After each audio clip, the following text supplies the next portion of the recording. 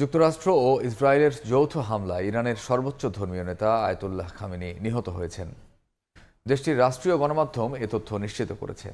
হামলায় খামেনির মেয়ে, জামাতা ও নাতিও নিহত হয়েছেন। এর আগে মার্কিন প্রেসিডেন্ট ডোনাল্ড ট্রাম্প ও ইসরায়েলি প্রধানমন্ত্রী বিনিয়ামিন নেতানিয়াহু খামেনির মৃত্যুর বিষয়টি জানিয়েছিলেন, যদিও তা নাকচ করে দিয়েছিল তেহরান। চলমান পাল্টাপাল্টি হামলায় ইরানে নিহতের সংখ্যা 200 ছাড়িয়েছে। এদিকে মধ্যপ্রাচ্যের বিভিন্ন দেশে মার্কিন সামরিক ঘাঁটিগুলোতে হামলা অব্যাহত রেখেছে ইরান।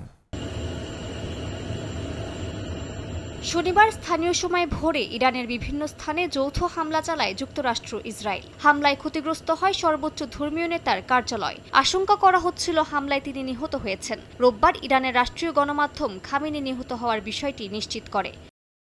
এর আগে মার্কিন প্রেসিডেন্ট ডোনাল্ড ট্রাম্প ও সামাজিক যোগাযোগ মাধ্যম ট্রুথ সোশ্যালের এক পোস্টে এ কথা জানান। তিনি ইরানের রেভলিউশনারি গার্ডস ও পুলিশকে সাধারণ মানুষের সঙ্গে যোগ দেওয়ার আহ্বান জানান। এ সময় মধ্যপ্রাচ্যের শান্তি নিশ্চিত না হওয়া পর্যন্ত ইরানের ওপর বোমা হামলা চালিয়ে যাওয়া হবে বলেও হুঁশিয়ারি দেন তিনি। একই সঙ্গে নিহত হয়েছেন খামেনির মেয়ে, জামাতা ও তার নাতি।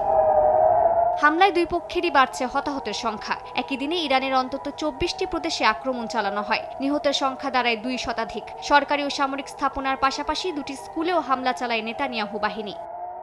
পাল্টা জবাবে ইসরায়েল, কাতার, বাহরাইন, সংযুক্ত আরব আমিরাত সহ বিভিন্ন দেশের মার্কিন স্থাপনায় হামলা চালায় ইরান। এতে দুবাই ও বাহরাইনের বিভিন্ন স্থাপনা ক্ষতিগ্রস্ত হয়। কাতার জানায় ইরান থেকে 65টি ক্ষেপণাস্ত্র ও 12টি ড্রোন ছোড়া হয়েছিল। বেশিরভাগই প্রতিহত করা সম্ভব হলেও 2টি ক্ষেপণাস্ত্র আল উবেদ সামরিক ঘাঁটিতে আঘাত করে।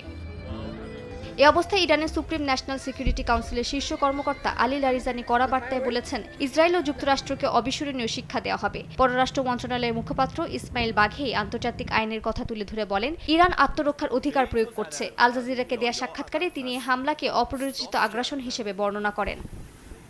জাতিসংঘ নিরাপত্তা পরিষদের জরুরি বৈঠকে ইরানের রাষ্ট্রদূত বলেন, চলমান পারমাণবিক আলোচনা চলাকালে হামলা হয়েছে। তবে যুক্তরাষ্ট্র ও ইসরায়েলের প্রতিনিধিরা দাবি করেন, আলোচনা কার্যত শেষ পর্যায়ে পৌঁছেছিল এবং এগিয়ে নেওয়ার মতো কোনো ভিত্তি আর ছিল না।